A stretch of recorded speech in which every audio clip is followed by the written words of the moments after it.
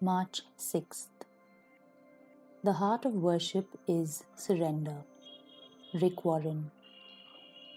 If, as we have already seen, worship is about God and His presence, then that will determine our response as well. Our acts of bowing down or being face down before Him are not meant to be mere physical gestures, but to reflect hearts that are surrendered to Him. As Paul writes in Romans 12, offer yourselves as a living sacrifice to God. The dictionary defines surrender as yielding to the power, control, or possession of another, not something that anyone wants to do. Surrender is seen as weakness, as loss, as humiliation, but not so when it is to Jesus Christ.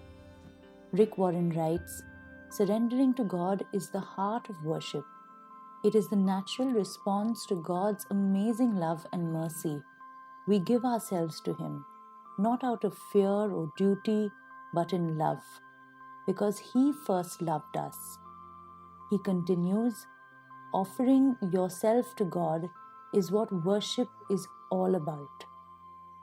We worship God in His awesome power, amazing grace, and unfailing love because He is worthy of worship. And as we respond to this revelation with music and singing, dance and movement, words and actions, and all the many ways in which worship is expressed, we find ourselves in a place of surrender.